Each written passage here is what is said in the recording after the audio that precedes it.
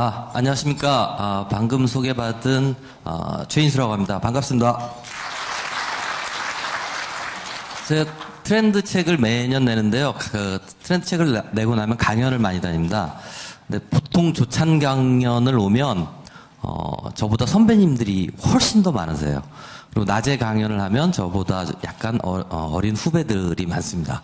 상상 조찬 강연을 오면 제가 스트레스를 엄청나게 받습니다. 또 오늘도 딱 와서 보니까 제가 조금 스트레스를 받을 그런 상황인 것 같습니다. 시간이 1시간으로 한정되어 있는 관계로 자료의 양이나 내용이 굉장히 많습니다. 그래서 빨리빨리 진행하도록 하겠습니다. 저는 98년도에 지금 현재 이름은 마크로밀 엠브레인인데 회사를 설립을 해서 마케팅 조사, 흔히 여론조사라고 하면 잘 아실 겁니다. 여론조사 회사를 지금 한 20년째 운영을 하고 있습니다. 조사 회사들의 모임인 조사협회 회장을 현재 맡고 있고요. 그다음에 학회 활동도 열심히 하고 있습니다. 제가 한 10년 동안 회사를 설립하고 98년도에 설립하고 한 10년 동안 마케팅 조사라는 걸 쭉 해봤습니다. 마케팅 조사는 일반적으로 기업에서 소비자들이 우리 기업의 브랜드를 어떻게 생각하지? 우리 제품은 알고 있나? 또는 우리 소비자들의 우리 기업에 대한 만족도는 얼마나 되지? 어떤 기업의 마케팅 의사결정이나 기업의 현안이 궁금한 점이 있을 때 저희 같은 회사에다 의뢰를 하고 저희는 소비자들의 생각을 들어서 그 생각을 기업에 전달하는 그런 역할을 쭉 한 10년 동안 해왔습니다. 10년 동안 그런 비즈니스를 하다 보니까 많은 기업들이 어떤 닥친 현안에만 굉장히 많은 관심을 갖고 정작 중요한, 그거보다 훨씬 더 중요한 그런 현안이 발생하게 된 배경은 뭐고 사람들의 생각의 흐름은 어떻게 가고 하는 거에 대해서는 사실 관심도 별로 갖지도 않았고, 그리고 그렇게 관심을 쓰기에는 비용도 엄청나게 많이 들었습니다.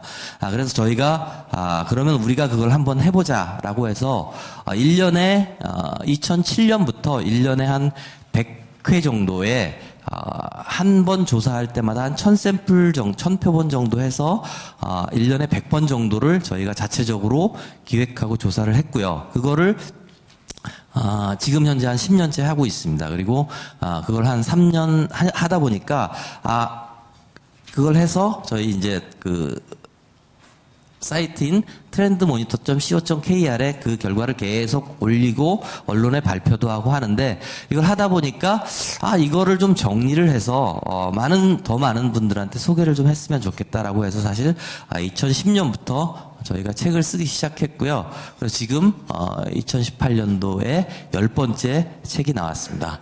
오늘은 이 10번째 책을 중심으로 2018년도 현재 대한민국 국민들은 어떤 생각을 가지고 있고 앞으로 어떤 생각으로 나아갈 가능성이 훨씬 높은지에 대해서 말씀드리도록 하겠습니다.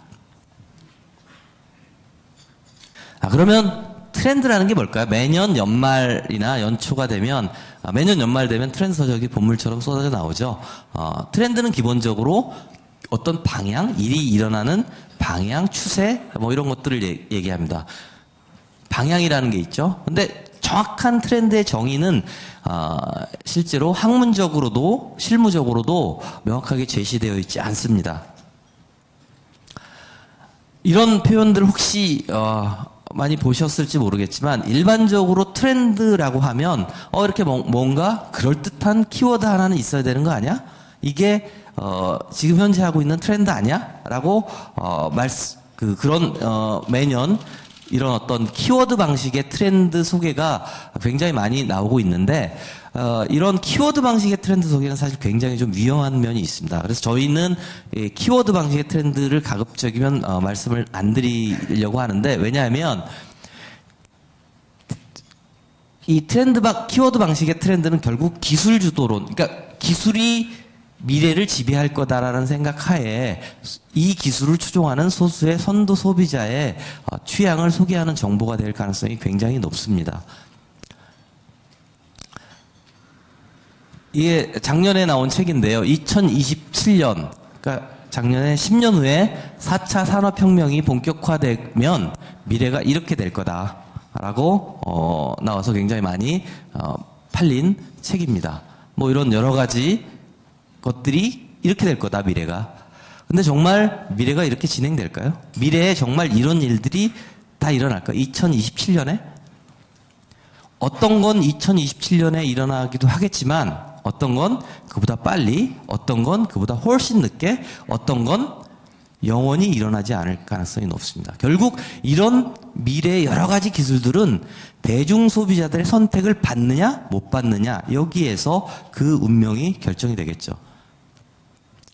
2012년에 타임지에서 세계의 미래를 좌우할 26개의 발명품으로 해서 26개를 선정을 해서 발표를 했습니다. 그 중에 가장 대표적인 게 웨어러블 기기는 향후에 이게 주도할 거다라고 발표를 한 이 제품이죠. 여러분들 뭐 이미 잘 아시겠지만 구글 글래스입니다. 근데 구글 글래스는 지금 어떻게 됐죠? 이미 다 잘 알려져 있지만 실패했고 2년 만에 판매를 중단했습니다. 왜 그랬을까요? 구글이라는 엄청난 기업이 이런 멋진 혁신적인 신제품을 만들었는데 왜 시장에서 실패를 했을까요? 철저하게 기술자 중심으로 개발이 됐기 때문입니다. 소비자의 생각과 소리를 반영하지 않고 소비자들의 트렌드가, 소비자들의 생각이 어떻게 흘러가는지를 고려하지 않고 기술자 중심으로 만들었기 때문에 철저하게 실패를 했습니다. 이런 실패 사례에서도 보듯이 결국 중요한 게 뭐냐? 트렌드라는 거는 사실 트렌드라는 것도 여러 가지로 구분을 할 수가 있습니다. 마이크로 트렌드, 패드 트렌드, 메가 트렌드로 구분을 할 수 있는데요. 제일 중요한 건 얼마나 오랫동안 사회적인 영향력을 유지하느냐. 그죠? 잠깐 일어났다 사라지는 걸 우리가 트렌드라고 얘기를 하지 않습니다. 그리고 얼마나 많은 사람들이 그 해당 트렌드에 반응하느냐. 이걸 가지고 구분을 하는데 가장 헷갈리는 현상이 패드와 트렌드입니다. 이 패드는 굉장히 급속도로 인기를 얻었다가 쉽게 사그라지는 그런 어떤 현상이고요. 트렌드는 그거보다 훨씬 천천히 일어나서 그리고 오랫동안 지속되는, 최소한 3년, 5년, 10년 이상 지속되는 그런 어떤 동향을 트렌드라고 얘기를 하고 있습니다. 두 개의 차이는 소비자의 근원적인 욕구 변화와 관련이 있느냐 없느냐로 구분이 되고요. 소비자의 근원적인 내적 욕구와 관련이 있으면 이걸 지속적으로 측정을 해서 예측을 할 수가 있습니다. 그런데 이 패드라는 현상은 예측하는 게 거의 불가능합니다. 2014년에 출시돼서 2015년에 과자 한 품목으로 1,000억 가까이 매출을 올린 제품이죠. 여러분들 뭐 허니버터 칩이라는 과자 잘 알고 계실 겁니다. 이게 이 제품이 나오면서 동네 편의점의 총각들이 권력의 상징이 됐었죠. 이거를 준비했다가 자기가 좋아하는 그 여성 고객한테 주면 그렇게 뭔가 힘을 자랑할 수 있었던 편의점 알바생들의 어떤 파워의 상징이었었습니다.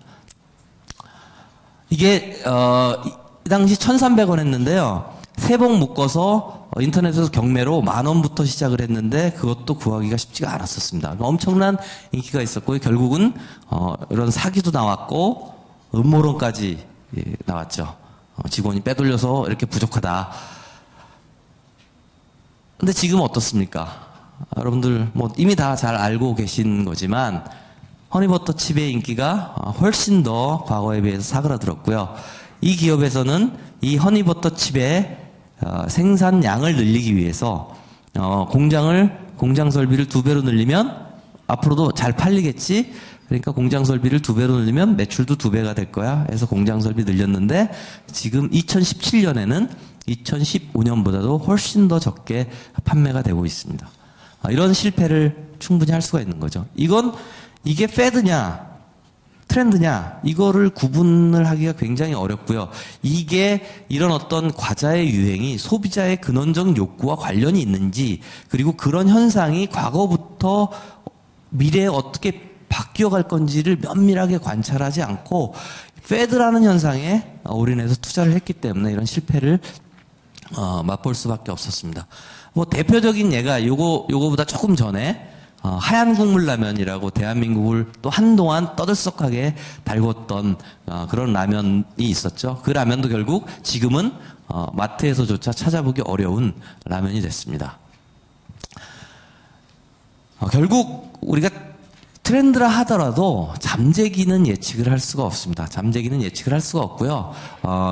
유명인, 얼리어답터, 트렌드세터 이런 사람들이 도입을 하고 가세를 하면서 많은 사람들이 이걸 따라가면서 이게 전반적인 트렌드가 될 수 있는데 결국 저희가 추정하는 리서치 결과로 추정하는 트렌드 영역은 한 요쯤 될 겁니다. 요쯤 되는데 이게 여기서 꺾어질 건지 여기서 조금 더 올라가서 더 많은 사람들한테 사랑을 받을 건지를 조금 더 리서치 결과 그동안의 과거의 소비자들의 생각이 어떻게 변해왔다는 결과를 통해서 좀 더 합리적으로 추정을 할 수밖에 없습니다. 네, 그래서 기본적으로 저희는 소비자들의 태도와 감정을 굉장히 중요하게 생각하고 그 태도와 감정이 어떻게 변해왔고 앞으로 어떻게 변해갈 거냐 이걸 중심으로 계속 트렌드를 소개를 드리고 있습니다. 네, 그럼에도 불구하고 이거 트렌드를 아는데 그렇게 많은 사람들 대중 소비자들의 어떤 니즈가 그렇게 중요해? 라고 또 반문하실 분들이 있을 것 같아서 그럴 때 요새 제가 확실히 밀고 있는 게 있습니다. 아마 여러분들 그 책상에는 2018년도 달력으로 이미 다 교체가 됐을 텐데요. 저는 기념으로 요 2017년 달력을 가지고 있습니다. 2017년 달력에 보면 2017년 12월 20일은 제 19대 대통령 선거일이었었죠.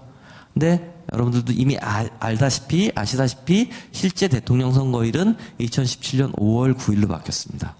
이건 뭐 물론 여러 가지 그 전 대통령이 여러 가지 문제가 있었다 하더라도 이게 많은 사람들이 조인해서 뭔가 행동에 옮기지 않았으면 과연 이렇게 달력에 미리 인쇄돼서 나온 예정일까지 바뀌었을까라는 게 저희가 지금 생각하고 있는 거예요. 결국 대중소비자들의 어떤 욕구가 모아지고 합쳐지면 엄청나게 큰 결과가 뒤바뀔 수 있는 그런 일들이 생길 수 있다라고 말씀드리면서 그럼 지금 현재 대중소비자들의 생각은 어떤지를 세 가지 꼭지로 말씀을 드리겠습니다.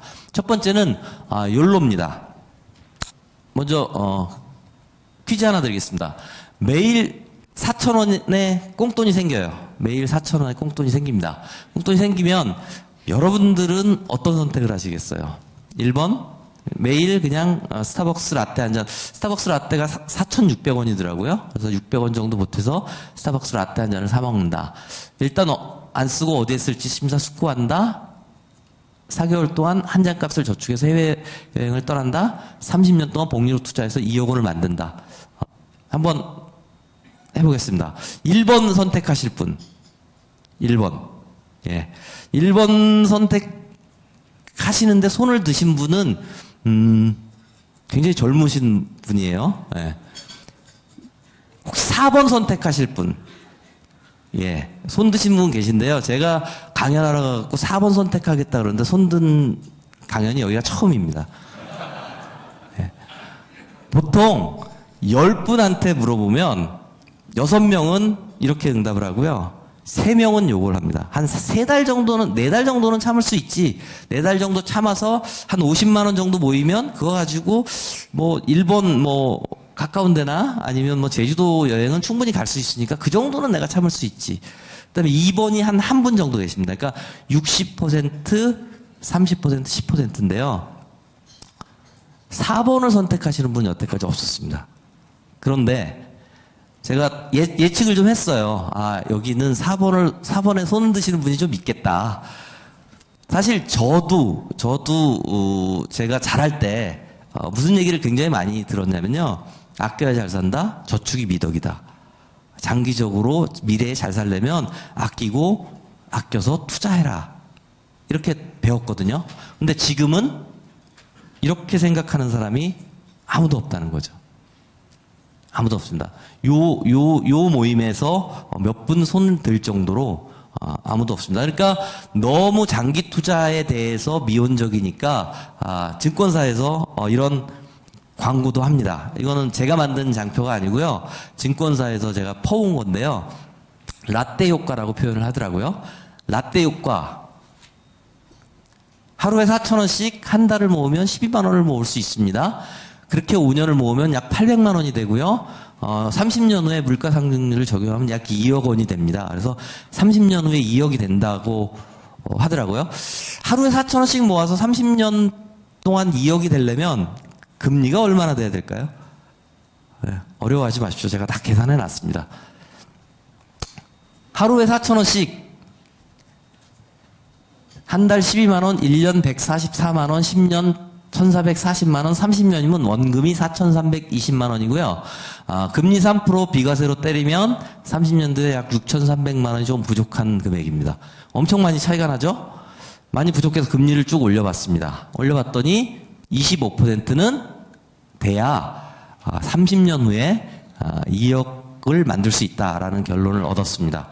이건 뭐 워렌 버핏 아니라 워렌 버핏 할아버지가 와도 30년 동안 25%의 수익률을 내는 건 불가능하겠죠. 예. 결국 불가능한 얘기입니다. 그만큼 사람들이 이 소액을 아끼고 저축해서 미래를 위한 장기 투자를 안 하기 때문에 역설적으로 더 강하게 이런 광고 홍보들을 많이 하는 거죠. 그냥 라떼를 선택하는 게 아니고 한 번밖에 못 사는 인생 뭐 있어? 30년 후에 내가 2억 가지고 뭐 해? 30년 후에 2억보다는 지금 내 앞에 있는 라떼가 훨씬 중요해 라고 생각하는 사람이 60%가 넘습니다. 미래의 행복보다는 지금의 행복을 훨씬 더 중요하게 생각하는 사람이 10명 중에 6명이 넘었습니다. 이 숫자는요, 굉장히 가파르게 지금 올라가고 있는 겁니다. 예. 이게 작년에 비해서 4%밖에 차이 안 나잖아 라고 말씀하시면 안 됩니다. 이거 굉장히 큰 차이입니다. 그리고 저희는 이게 앞으로 더 가파르게 올라갈 거다라고 생각을 하고 있습니다. 바로 이게 욜로죠. You only live once. 한 번밖에 못 사는 인생 뭐 있어? 내가 지금 당장 하고 싶은 걸 하면서 살아야지 라는 인생입니다. 2017년 작년에는 사실 욜로가 엄청난 화두였습니다. 여기저기 아무튼 욜로 이름 단 이 안에 계신 사장님들 중에는 또 욜로를 단 제품을 만드신 분도 있을지도 모르겠는데 욜로 카드 있었죠. 욜로 금융상품, 여행, 특히 여행은 욜로라는 이름을 엄청나게 많이 붙여서 엄청나게 비싼 가격으로 많이 팔았죠. 항공권, 그 다음에 이제 이걸 먹어야 여름에 비키니를 입을 수 있다는 욜로 음료, 그 다음에 욜로 자동차, 욜로 라이터, 욜로 배터리. 그러니까 사람만 욜로 하냐? 우리도 욜로 하자. 그래서 돌로, 예. 강아지도 욜로다 해서 돌로라는 상품까지 엄청나게 많은 욜로 상품이 나왔고, 욜로 상품이 세상을 거의 지배했죠. 그런데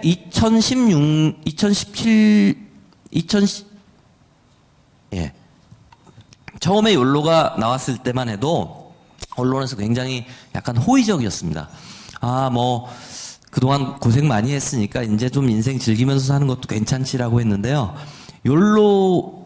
욜로의 현상에 편승해서 굉장히 많은 기업들이 굉장히 고가의 제품을 많이 냈어요. 그러면서 언론에서도 작년 하반기부터는 굉장히 부정적으로 돌아섰고요. 소비자들은 특히 욜로를 굉장히 부정적으로 생각하고 있습니다. 욜로를 마케팅 수단으로 활용하는 거에 대해서 굉장히 부정적으로 생각하고 있습니다.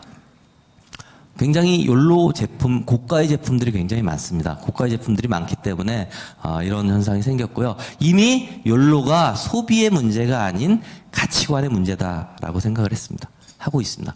4명 중에 3명은 욜로가 소비의 문제가 아니고 이미 가치관의 문제다 라고 생각을 하고 있고요. 이 가치관의 문제라고 생각하는 욜로 현상이 소비에 직접적으로 엄청난 영향을 미치고 있습니다. 가치 소비라는 건 뭐냐면 내가 가치 있다고 생각을 하면 조금 비싸더라도 과감하게 질러서 사는 그런 어떤 소비 현상을 가치 소비라 그러고요. 보통 젊은 친구들이 좋은 예를 들어서 좋은 백을 하나 사기 위해서 1년 내내 열심히 일하고 열심히 아끼고 절약해서 비싸지만 그 제품을 사고 거기에 그걸 사면서 1년 동안 내가 고생했으니까 이건 나한테 주는 선물이야 라고 제품을 사죠. 그런 가치 소비가 저희가 2016년 트렌드 책을 내면서 가치 소비가 앞으로 굉장히 많이 늘 거다라고 예측을 했는데 예상대로 가치 소비가 엄청나게 많이 늘었고요. 그 가치 소비의 방향은 자기가 원하는 경험, 자기주도 경험입니다. 여행, 음식, 먹거리, 의류, 패션, 잡화. 그렇죠? 특히 여행과 음식, 먹거리가 굉장히 높다는 것은 자기의 경험의 깊이를 더 깊게 하는데 굉장히 투자를 많이 하고 있다라고 생각을 할 수가 있고요. 그래서 그 자기 주도 경험이 과거에는 자기 개발이었습니다. 자기 개인의 능력 개발. 이 자료는 저희가 2010년부터 미래에 지금 투자했을 때 10년 후에 가장 수익성이 좋은 게 뭘까라는 걸 물어봤습니다. 그래서 부동산, 주식, 펀드, 그다음에 미술품 등등등 해가지고 여러 가지를 놓고 그 안에 살짝 끼워 넣은 게 개인 능력 개발, 자신의 능력 개발, 즉 학위를 더 높은 학위를 따거나 외국어를 공부하거나 이러닝으로 공부를 하거나 하는 그런 개인 능력 개발을 10년 후에 고수익의 기대 투자처 중에 보기 중에 하나로 넣었는데요. 2010년에는 나한테 투자하겠다라는 사람이 6.8%였는데 그게 2011년, 2012년 점점 올라갑니다. 점점 올라가서요. 2013년에는 15.2%로 부동산, 주식, 펀드 다 제끼고 자기 개인 능력 개발이 1등을 했습니다. 그러니까 10년 후에 가장 수익성이 좋은 게 뭐냐? 딴 건 아무것도 못 믿겠고 나한테 투자하는 게 가장 수익성이 있을 거다라고 2013년에는 생각을 했습니다. 그게 2017년에는 살짝 꺾입니다. 보면 2012년보다도 훨씬 밑으로 내려가 있죠. 그러면 그 방향이 어딜까? 일단 우연히도 이건 교보문고의 서적 판매 분야별 신장률인데요. 자기개발 서적이 2013년에 탑이었습니다. 제일 많이 팔렸죠. 2013년에는 아침마다 직장인들이 영어학원 다니는 게 엄청난 붐이었고요. 그리고 자기 몸 관리하기 위해서 헬스클럽도 엄청 열심히 다녔을 때입니다. 그리고 책도 자기개발 서적 엄청나게 많이 팔렸고요. 근데 자기개발 서적이라는 걸 잘 생각을 해보면 이게 뭐냐면 사회적으로 성공한 사람이 나 이렇게 살아서 성공했어. 그러니까 후배들도 그렇게 살아. 이렇게 살면 사회생활을 어떻게 하고 아침 일찍 출근해서 밤늦게까지 열심히 일하고 틈날 때마다 공부하고 사람 관계 잘 맺고 해서 그래야 성공할 수 있어. 라는 내용이 굉장히 많잖아요. 근데 그 내용이 지금은 2013년에는 받아들여졌는데 지금은 안 받아들여지고 있다. 32%나 감소를 했습니다. 그 이유는 그 얘기가 듣고 싶지 않은 거예요. 선배님 훌륭해요. 선배님 정말 존경할 만하고 축하드려요. 근데 제 인생하고는 달라요. 이렇게 생각을 하고 있습니다. 자기주도 경험이 자기 개발이 아닌 순수한 경험의 확장 쪽으로, 순수한 취미 활동 쪽으로 바뀌고 있습니다.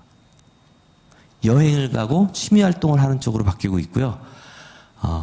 그 경험이 돈이 되냐 안 되냐는 나하고 관계없어요. 내가 만족하고 내가 즐거우면 돼요.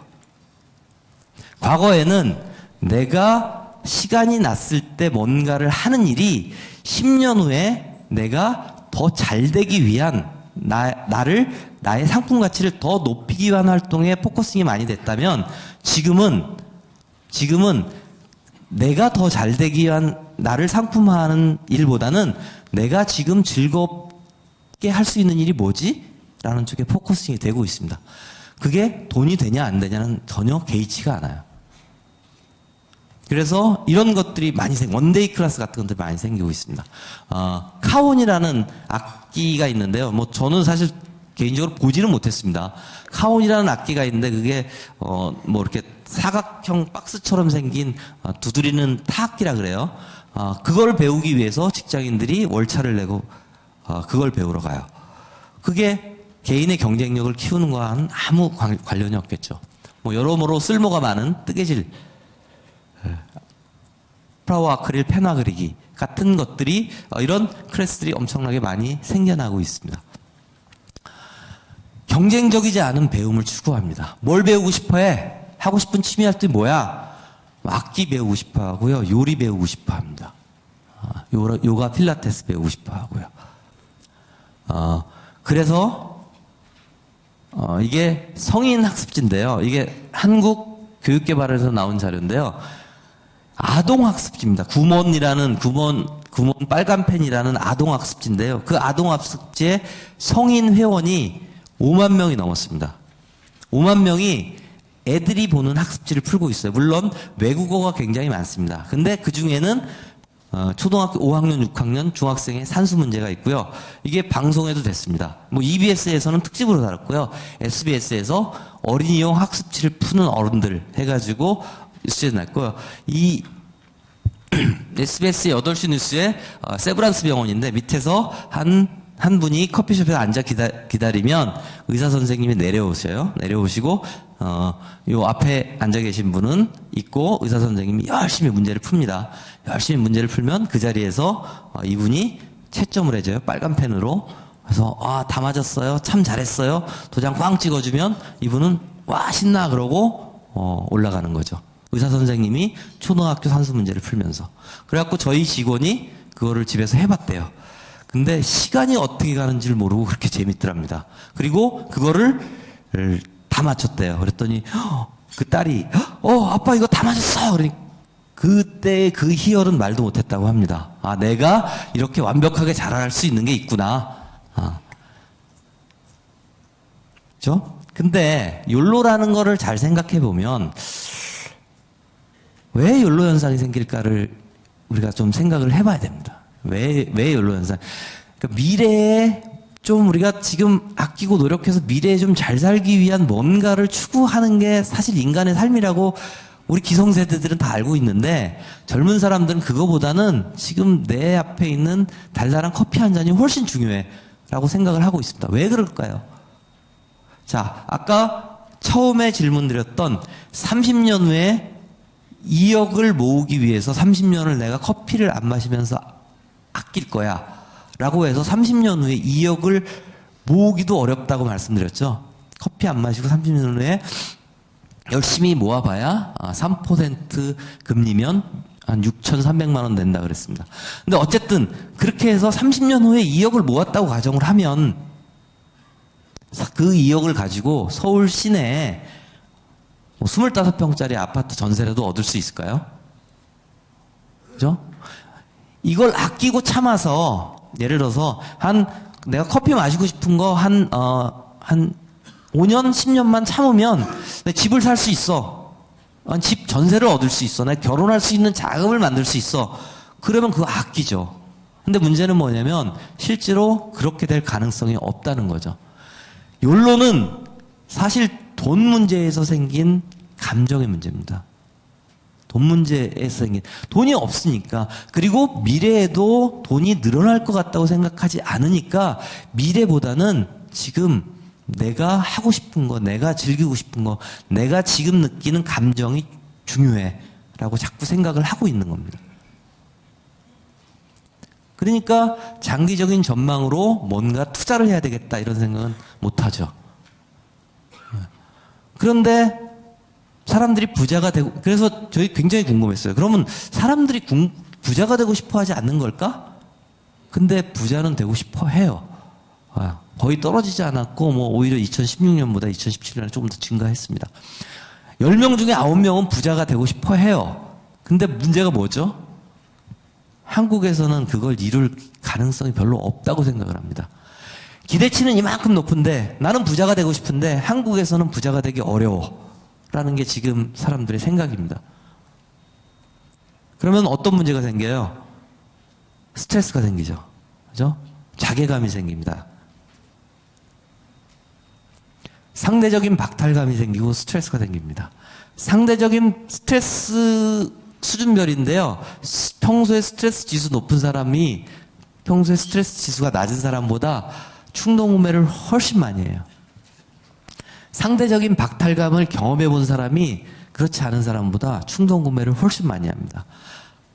그죠? 높은 욕망과 낮은 실현 가능성 사이에는 반드시 스트레스를 유발하고 그 스트레스는 욜로 현상과 더불어서 충동성이 생깁니다. 충동성이 생기면 어떤 현상이 발생하느냐? 이런 현상이 발생하죠. 이걸 홧김 비용이라고도 얘기합니다. 제일 많이 쓰는 홧김 비용이 뭐 어떤 자료를 보니까는 택시비라 그러더라고요. 택시비라 그러는데 저희가 조사한 자료에 의하면 먹고 마시고 몸에 걸치는 데 주로 씁니다. 홧김에 먹고 홧김에 마시고, 그죠? 홧김에 먹고 홧김에 마시는데 조금 더 내가 평소에 하던 것보다 과하게 하는 거죠. 그리고 홧김에 몸에 걸치는 데 씁니다. 제일 많이 쓰는 게 외식비, 의류비고요. 그 다음에 술자리입니다. 먹고 마시고 몸에 걸치는 데 씁니다. 그런데 여기서 문제가 생기죠. 이 분홍색이 후회의 크기입니다. 술자리 후회가 제일 크죠. 열받아가지고 술 막 먹고 그 다음날 아침에 카드 영수증 보면 엄청 후회하죠. 하지만 힌트도 있습니다. 여기 많은 대표님들 앞에서는 좀 그런데, 우리 사장님이, 월요일날 아침까지 보고하라 그랬으니까, 주말에 딱 계획 잡았는데, 친구들하고 계획 다 잡았는데, 갑자기, 팀장님이 월요일날 사장님한테 보고해야 되니까, 이거 빨리 자료 좀 만들어. 그래가지고, 다 캔슬하고, 주말에 열심히 나왔고, 자료 다 만들어갖고, 일요일날 밤에 부장님 책상 위에 딱 자료 올려놓으면, 뭐 하고 싶어요? 뭔가를 지르고 싶죠. 그럴 때는 저희가 얘기하는 게 비행기표를 사십시오 그럽니다. 비행기표를 사면 후회를 덜합니다. 아니면 상대방한테 좋은 감정을 남기거나 선물을 하거나 경조사 비용을 왕창 내면 스트레스가 덜하다는 통계입니다. 그래서 욜로 현상은 여기서 정리를 좀 하겠습니다. 욜로가 앞으로 계속될 거냐? 저희는 무조건 계속될 거라고 믿습니다. 왜냐하면 이거는 감정의 문제예요. 근데 억눌렀던 감정이 이제 터져 나왔어요. 터져 나오면 이게 안타깝게도 다시 쓸어 담을 수가 없습니다. 이거는 변하지가 않아요. 그래서 욜로는 앞으로도 중장기적인 현상으로 지속될 가능성이 높습니다. 욜로 현상이 생기면 자기주도 경험, 그리고 과도한 경쟁의 회피, 투자 위축, 또 한 가지 저장 욕구가 감소가 됩니다. 뭔가를 잔뜩 쌓아놓고 소비하던 시대가 아닌 거죠. 빨리빨리 즉시 내가 마음에 드는 걸 사서 요리해서 먹고 싶어 하는 현상이 생기죠. 그래서 저장 수단이 잘 안 팔립니다. 마트에 가서 한 차 가득 쇼핑해 와서 냉장고에 때려놓고 그거 먹던 시대는 점점 줄어듭니다. 대신에 5년 전부터 이거 너무 많아, 자영업자 많은데 그 사람들이 다 편의점 하는 것 같아 라고 5년 전부터 이미 포화 상태야, 편의점 절대 하면 안 돼 하던 편의점이 마트보다 지금은 훨씬 더 잘 되고요, 많이 생기고 있습니다. 왜요? 욜로 현상과 더불어 저장 욕구가 낮아지고 그때그때 내가 필요한 제품을 사는 게 일반화됐기 때문에 그래요. 말씀드렸지만 자기 개발의 의미가 달라지거나 방향이 바뀌고요. 네 번째로 중요한 게 서비스 상황에서 개인적이고 즉각적이고 빠른 피드백을 요구하는 현상이 굉장히 많아질 겁니다. 소비자들한테 어떤 피드백을 줄 때는 굉장히 빠르게, 굉장히 즉각적으로 피드백을 줘야 되고요. 그리고 또 한 가지 저희가 주목하는 현상은 대세에 편승하는 소비 태도는 과거에 비해서 많이 줄어들지 않을까라고 생각을 합니다. 그러니까 전국적인 대유행 이거 잘 안 나올 것 같아요.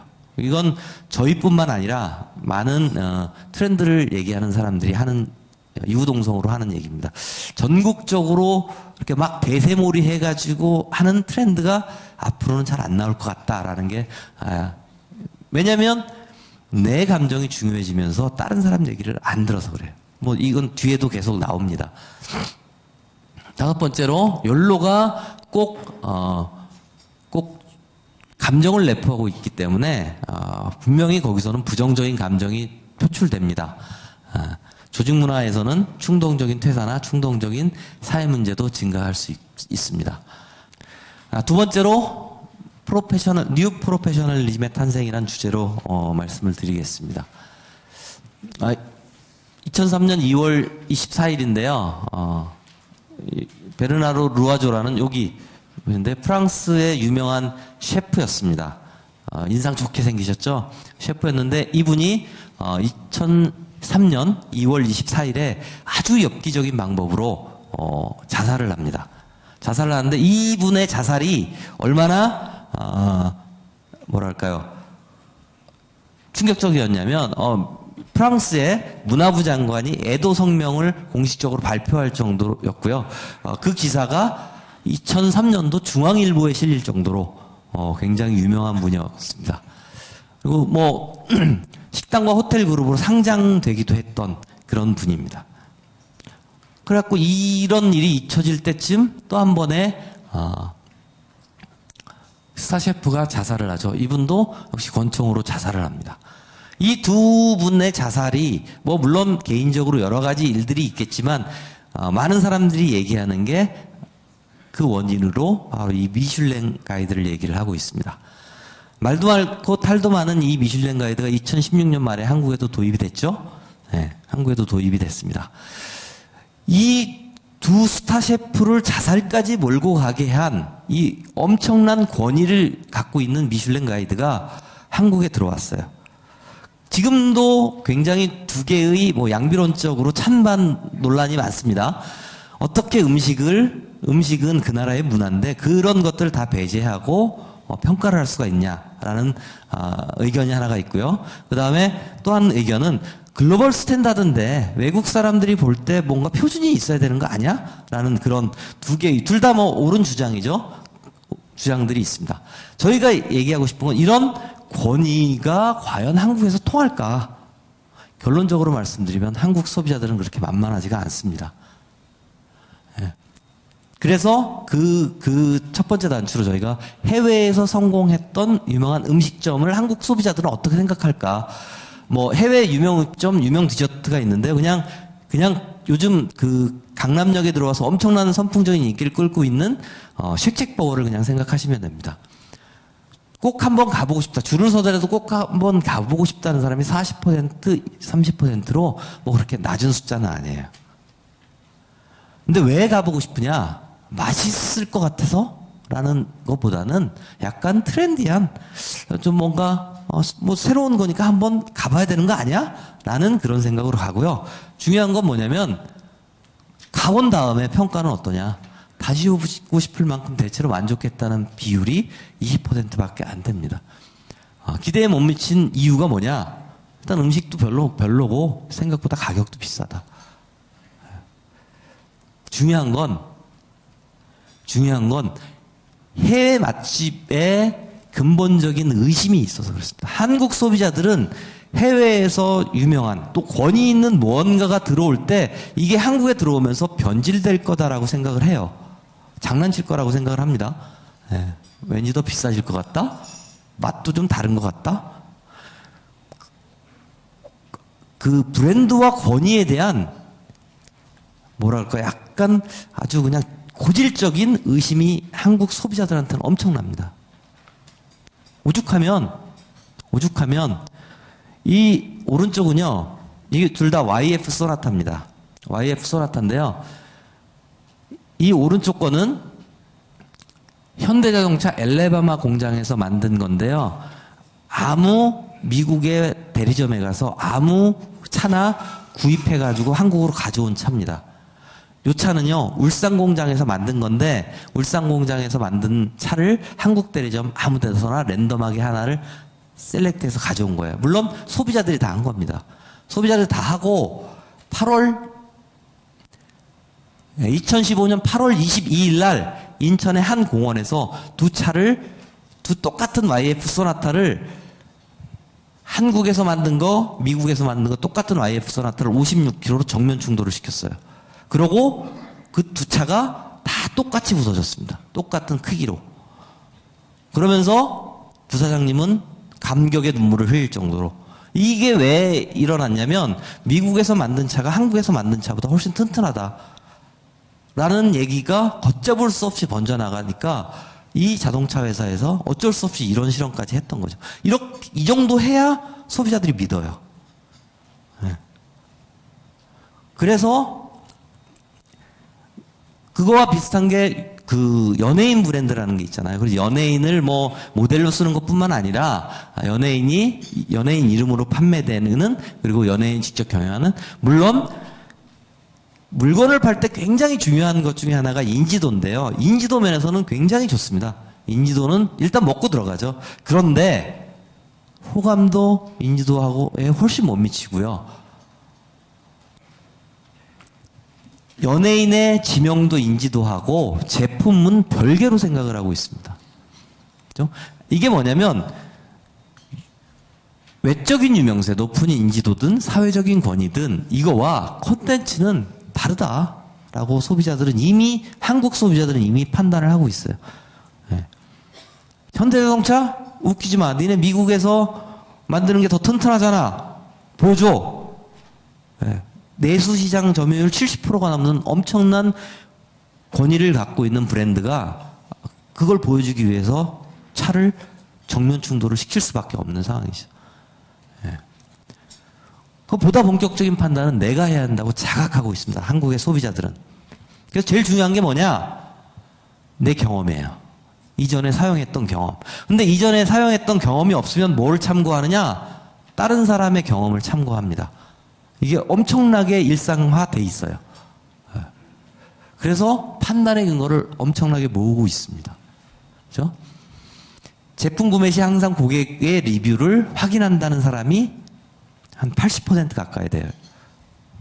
그리고 제가 승마 운동하는 거 있잖아요. 승마 운동하는 승마기를 사러 백화점을 갔는데 백화점 직원이 와서 이제 쭉 보고 있으니까 백화점 직원이 옛날에 용산전자상가 가서 뭐 이렇게 살라 그러면 얼마까지 알아보고 오셨어요? 이렇게 물어봤잖아요. 백화점 점원이 핸드폰 딱 들면서 이것까지 보고 오셨죠? 그래서 놀래가지고, 그 정도는 기본 아니에요? 그랬더니, 이 가격에 맞춰드릴 수 있습니다. 그러면서 하는 얘기가, 백화점 상품권 행사 기간이라 여기에 5만원 상품권을 추가적으로 더 드립니다. 그리고 배송비도 안 받습니다. 그래갖고 바로 그 자리에 샀습니다. 매장에 가서 인터넷으로, 핸드폰이 있으니까 인터넷으로 그 제품의 소비자 리뷰를 확인하는 비율이 60% 가까이 됩니다. 네. 리뷰가 많은 제품이 중요하고요. 그 다음에 그 리뷰에 부정적인 의견이 없는 게 굉장히 중요합니다. 네. 그리고 그 리뷰 중에는 회사에서 만들어서 올린 리뷰도 엄청 많을 거다라고 생각을 하고 있고요. 또 많은 소비자들이 그거 나 다 가려낼 수 있어 라고 생각하고 있습니다. 네. 그리고 그 리뷰를 다시 리뷰해요. 리뷰해서 종합적으로 판단은 내가 합니다. 네. 이런 어떤 소비 태도가 중요한 게 뭐냐면 이 소비 태도가 전문가의 권위에, 그죠? 브랜드의 권위에 대적하던 소비 태도가 이제는 전문가의 권위에 대적을 하기 시작을 했습니다. 우리나라의 전문가들 엉터리가 너무 많아. 그죠? 전문가가 제공하면 옛날에는 그게 다 사실인 줄 알았는데 보니까 사실 아닌 게 너무 많아. 네. 이런 일이 있었죠. 2016년 10월 24일 날 JTBC에서 태블릿 PC 보도가 있었죠. 25일 날 그 전 대통령이 사과 성명을 냈죠. 근데 27일 날 26일 날 이분이 인터뷰한 걸로 27일 날 세계일보에 엄청 도배를 했습니다. 일면에 나온 기사고요. 이 일면에 나온 기사에 보면 여기 잘 안 보이시겠지만 독일 헤센주 한 호텔에서 인터뷰를 했다. 26일 날 독일 헤센주에 있는 호텔에서 인터뷰를 했다라고 이 기사 일면에 되어 있습니다. 근데 이거를 우리나라 네티즌들이 보고 저 뭐야? 콘센트가 좀 이상하네? 예? 요겁니다. 요 콘센트, 요 콘센트죠? 콘센트가 이상하네. 나 독일 사는데 독일은 콘센트 저런 거 안 쓰는데? 예? 독일은 뭐 이렇게 생겼는데? 독일 건축법 찾아보니까 지상에서 30cm 이상 띄어서 설치해야 된대. 덴마크네. 18시간 만에 찾았습니다. 예. 이거를 일반인들이 찾은 거예요. 전문가들의 말을, 신문 기자도 엄청난 전문가잖아요. 믿지를 않습니다. 최근에 그 연합뉴스에서 뭐죠? 아무튼 연합뉴스에서 대형 오보가 한번 났었죠. 그것도 일반인이 찾았습니다. 어쨌든 전문가를 불신하는 태도가 엄청 팽배해 있어요. 아마 이 중에는 굉장히 많은 분들이 나 전문가야라고 생각을 하고 있는데요. 일반인들이 전문가들을 그렇게 많이 믿지 않습니다. 병원 갔다 온 다음에 그 의사가 한 얘기가 맞는지 찾아보는 비율이 60%가 돼요. 의사 믿는 사람, 변호사는 안 믿는 사람이 믿는 사람보다 더 많고요. 의사는 그래도 그나마 전문가 중에 가장 믿는 편인데요. 병원에 갔다 와서 의사가 한 얘기가 맞는지 60%가 검색해서 찾아봅니다. 핸드폰으로. 그러니까 나홀로 뭔가를 하는 거예요. 나홀로. 그래서 나홀로 소송이 엄청나게 늘고 있어서 법원에서 나홀로 소송을 위한 홈페이지까지 개편을 해놨죠. 근데 전문가에 대한 뿌리 깊은 불신은 어디서 생기느냐? 우리나라 전문가들이라고 하는 분들이, 높으신 분들이 이거죠. 이해관계에 따라서 옳고 그름이 바뀌어 왔고, 정치 성향에 따라서 옳고 그름이 바뀐 게 너무 많았기 때문에 믿을 수가 없다라고 생각을 하고 있습니다. 그러니까 소비에도 영향을 미치고 전문가 집단, 정치 상황에도 영향을 미칩니다. 정리를 해서 좀 말씀드리면 오프라인 유통 채널이 더 이상은 어디까지 알아보고 오셨어요라는 거 통하지 않습니다. 이미 다 소비자들은 알아보고 왔고요. 오프라인 매장에서도 다 확인을 합니다. 그래서 온라인 오프라인의 어떤 유통 채널의 경계가 지금 무너지고 있고요. 오프라인은 온라인에 비해서 뭘 더 줄 수 있지라는 걸 고민을 해야 됩니다.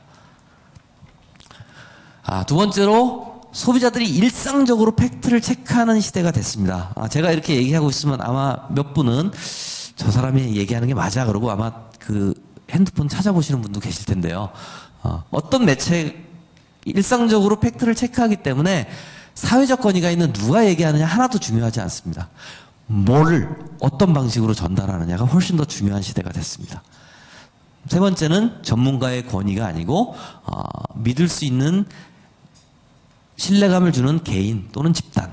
이게 이제 저희 그 자료에 의하면 언행일치입니다. 말한 거와 행동한 게 일치되는 사람을 가장 믿을 수 있다고 생각하고요. 가장 믿을 수 없다고 생각하는 사람이 말과 행동이 일치되지 않는 사람 또는 기업이라고 나와 있습니다. 네 번째는 모든 콘텐츠가 재미 요소가 없으면 소비자들한테 이 마음에 들어가죠. 일단 마음을 건드리지 않으면, 마음을 움직이지 않으면 머리에 안 들어갑니다. 그렇죠? 정치하시는 분들이 정치 공약 이런 것들을 거창하게 딱 얘기를 하고 발표를 해요. 소비자들 머릿속에 그게 들어오겠습니까? 안 들어옵니다. 마음을 움직여서 이 마음을 무장해제를 시켜놔야 그때서야 비로소 공약이 들어오고요. 기업에서 소비자들한테 뭔가 전달을 하기 위해서는 소비자들의 마음을 먼저 움직여야 기업에서 생각하고 있는 게 들어가고요. 우리가 정말 좋은 소재, 정말 좋은 제품을 만들었는데 그게 진정성 있게 소비자의 머릿속에 집어넣기 위해서는 소비자의 마음을 먼저 움직이는 게 훨씬 더 중요합니다. 마지막으로 1인 가구를 넘어서 1인 체제, 1인 가구와 관련된 얘기인데요. 저희는 1인 가구는 사실은, 피할 수 없는 대세라고 봅니다.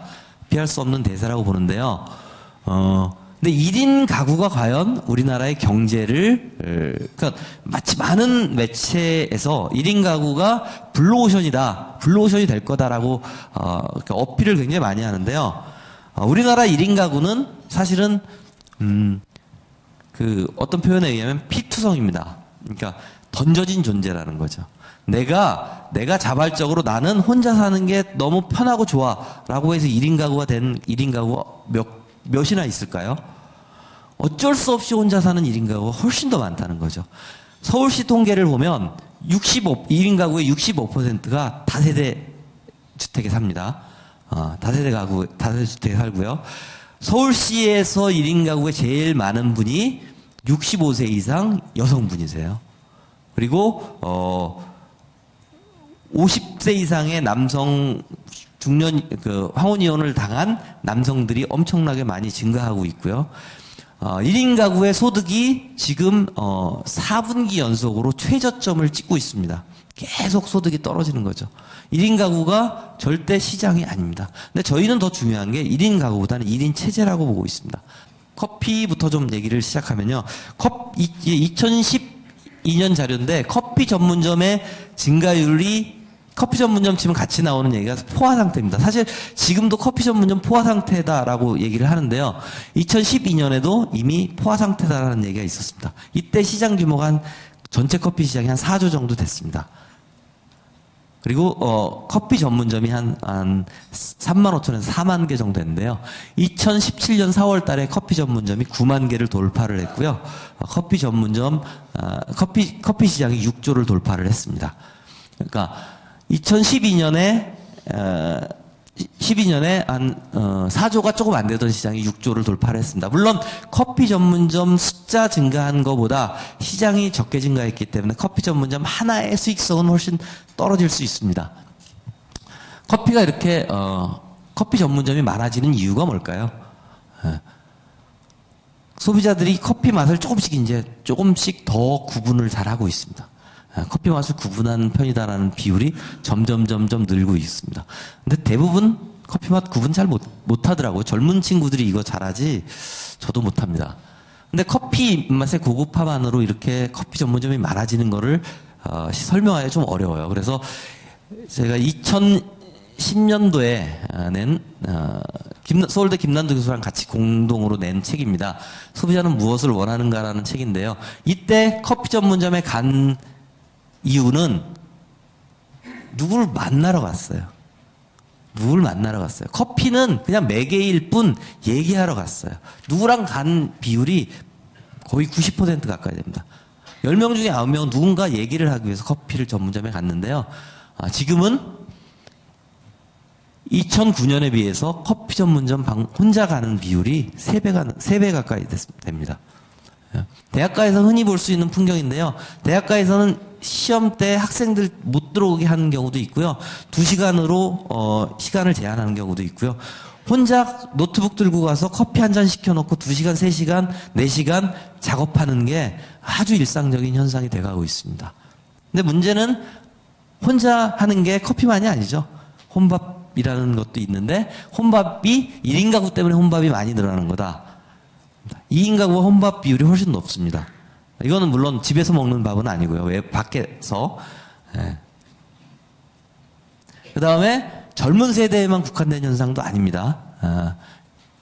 50대 이상 분들도 향후에 1인 식당이 생기면 이용할 거야 라는 비율이 70% 가까이. 10명 중 7명은 나 1인 식당 생기면 혼밥 먹으러 갈 거야 라고 얘기를 하고 있습니다. 그런데 이 혼밥이라는 걸 잘 생각을 해보면 왜 이런 혼밥 현상이 생길까? 중요한 건 어쩔 수 없이 혼자 밥 먹는 거는 어쩔 수 없지만 중요한 건 다른 사람하고 시간이나 메뉴나 다른 사람한테 나를 맞추기 싫어하는 현상입니다. 그러니까 우리 시니어들은 어쩔 수 없이 먹는 게 혼밥이잖아요. 근데 주니어들은 그냥 혼자 먹고 싶어요. 저희 회사에 그 익명 게시판이 있는데요. 익명 게시판에 자주 올라오는 글입니다. 팀장님이 자꾸 밥 먹자 그래서 힘들어요. 사장님이 야 회식하자. 그럼 요즘 친구들 어때요? 혼자 먹고 싶은데요. 그냥 돈으로 주시면 안 될까? 뭐 이럽니다. 맞추고 싶어 하지 않아요.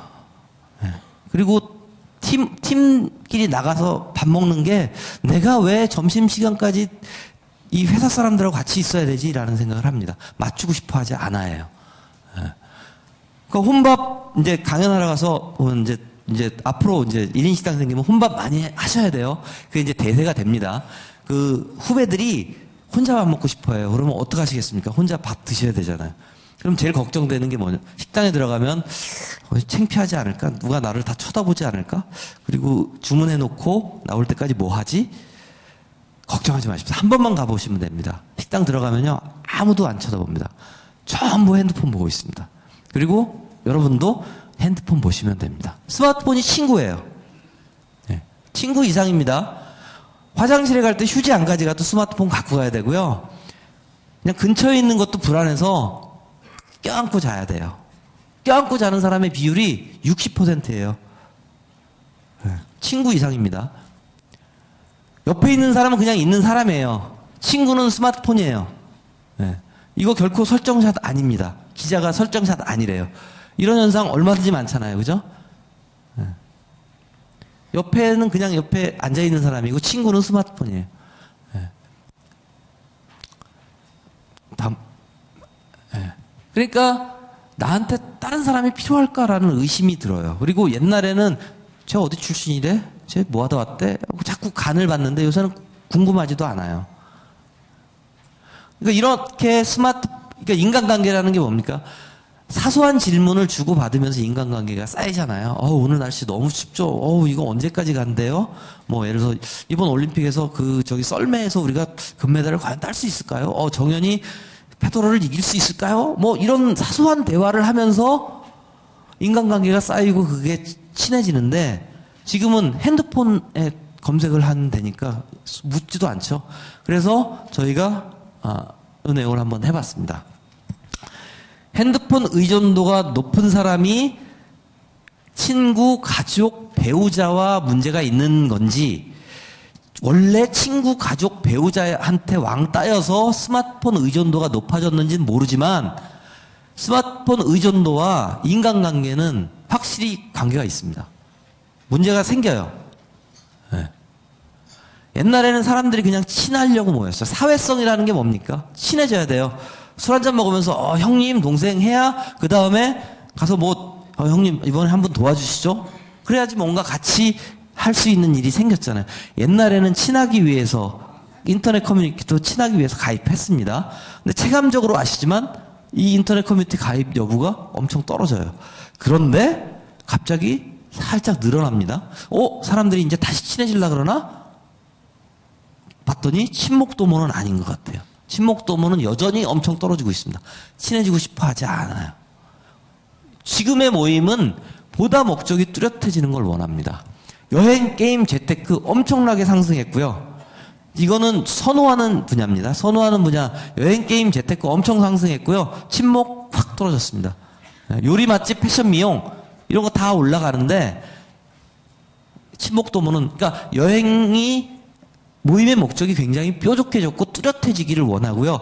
그 뚜렷한 목적을 이루면 그냥 뿔뿔이 흩어집니다. 네, 그냥 빠이빠이해요. 1000만 명이나 되는 사람이 광화문에 모였다가 그 사람들이 뒤풀이 한 번이라도 했을까요? 끝나면 다 그냥 쿨하게 집으로 다 지하철 타고 갔습니다. 옛날에는 어쨌든 그래서 정리를 좀 해보면요. 1인 가구가 중요한 게 아닙니다. 1인 가구는 사실 블루오션도 아니고 엄청난 레드오션이에요.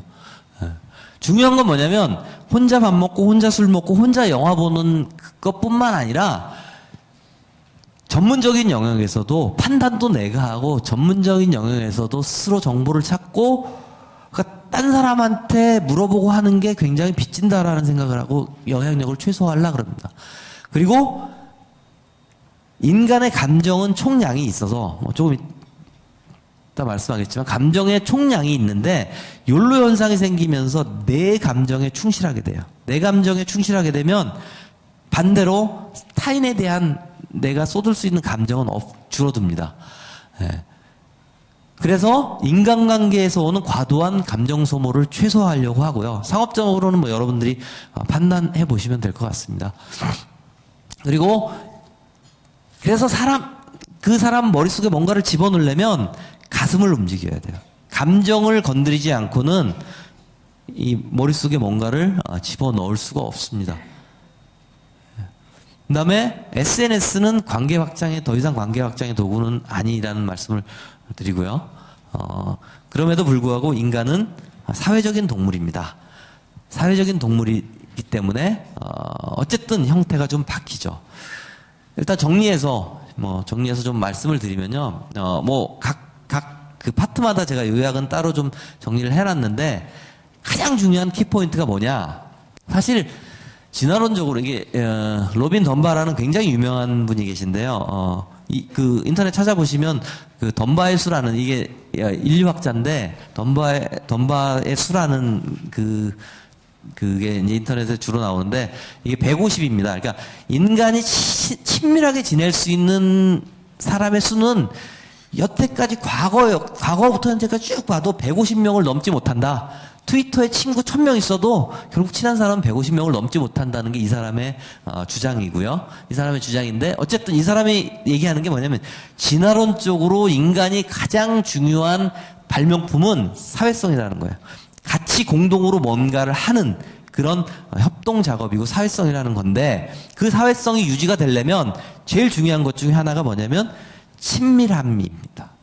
친목 활동이라는 거예요. 근데 그 친목 활동이 사람들이 조금씩 바뀌고 있습니다. 친목을 덜 도모해요. 아예 도모하지 않는 건 아닌데 덜 도모하고 타인의 인생에도 가입 안 하려고 그러고요. 공동의 관심사를 중심으로 인간관계 개편이 되고 관계의 부담에서 그동안 한국 사회가 굉장히 억압적이었죠. 해야 될 일이 너무 많죠. 가장으로서 남자로서 해야 될 일들이 너무 많았기 때문에 여기서 조금씩 자유로워지고 싶어하는 그런 현상들이 생겨났는데 이게 스마트폰의 보급과 더불어 1인 체제가 활성화되면서 이슈와 관심 영역의 중심의 사회성, 맞춤화된 사회성으로 개인의 사회성으로 바뀌어갑니다. 개인화된 사회성이 등장을 했습니다. 이 얘기가 뭐냐면요. 매스 마케팅이 향후에는 굉장히 어렵겠다라는 생각을 하셔야 됩니다. 사람마다 다 달라요. 이 사람의 관심 갖고 있는 분야를 잘게 쪼개갖고 그 사람 감정을 건드리고 거기에 넣지 않으면 공중파 신문에 광고 빵빵 때려봐야 사람들 하나도 안 본다는 얘기예요. 그렇게 되는 게 지금 점점 더 빨라지고 있고 그런 현상이 앞으로는 더 빨리 진행될 가능성이 높다라는 얘기를 드리면서 제가 준비한 내용은 여기서 마치도록 하겠습니다. 감사합니다.